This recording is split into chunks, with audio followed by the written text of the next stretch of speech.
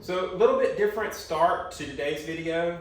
This is my new to me commuter vehicle. I spend a lot of time on the road, back and forth every day during the week for my day job.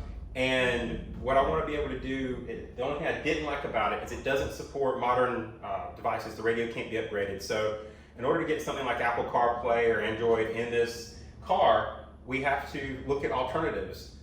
This is not a sponsored video. This is something that I bought just for us to try out. So it's an external CarPlay device, and we're gonna take a minute before we jump on the next Jeep project and just put that in this car and see what it does. Might be of use to some of y'all to see what options are out there and what I think of it. So let's get started.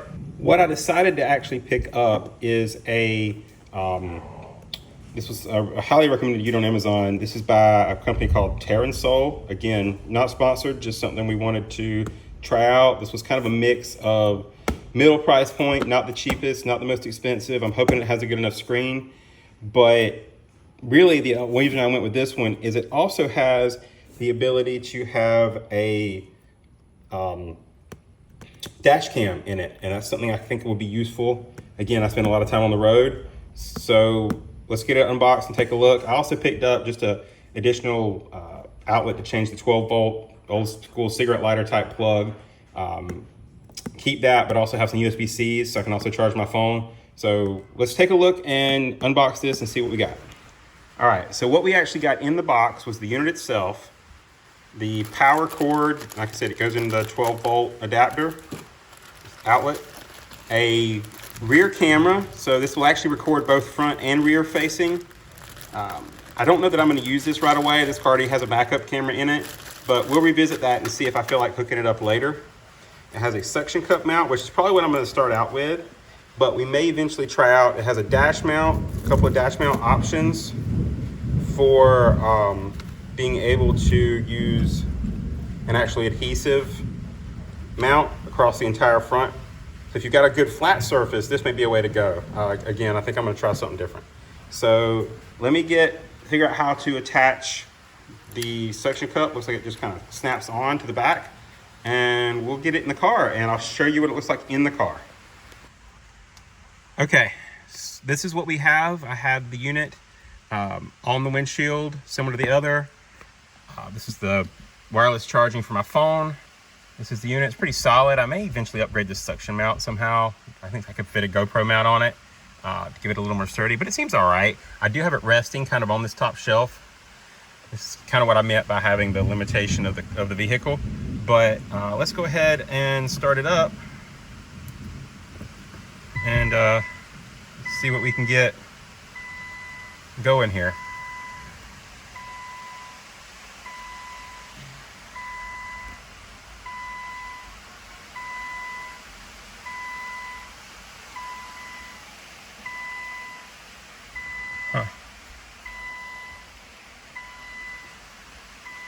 It's a problem when you don't actually read instructions. Now I got to figure out if there's a power button on this thing. Give me just a minute. I'll be right back with you. So with just a boot, I had to connect the power wire. That was the piece I was missing. You can see it comes up to a menu, basic date stuff, but it has the recording working, so you can see out the front. That might be a problem. I'll have to readjust that because it sees the bracket, not the dash.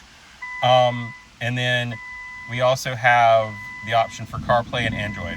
So let me do some adjusting, get it to where I want it, and then we will check out the Apple CarPlay. Okay, easy enough. Just like that, we have CarPlay. I'll do some cable management later, but I can still put my phone up here and charge with my wireless.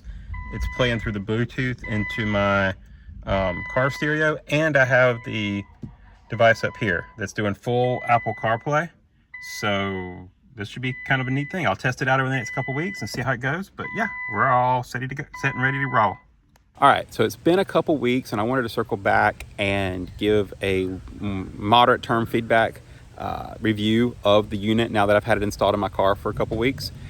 It's been an excellent experience. The maps, the voice to Siri, I mainly use Apple CarPlay, so that's been the main focus. The dash cam, everything seems to be working great. So high marks for this unit. It's relatively low cost, and I would say that the only negative I've seen is that the audio, when you're having, like, if you're playing through the audio in the car, can be a little bit delayed. So, you know, for example, if you were to bring up the lyrics to a song as the song's playing, you'll notice that there's a little bit of difference between what the phone's showing and what's showing on the unit. But as far as the CarPlay experience, it works great. The dash cam seems to be working great. I like having the fact that I can go back and pull some recordings if I need to. And the reason I wanted to kind of touch on this on our channel is that it makes a great addition to an adventure vehicle. If you have an older vehicle or a system that doesn't support Apple CarPlay, instead of changing out the units, which you may not want to do, you can add this as a supplementary unit and have access to things like OnX or Gaia Maps or Avaya or any of the type of mapping systems and adventure stuff that you may want in your adventure vehicle.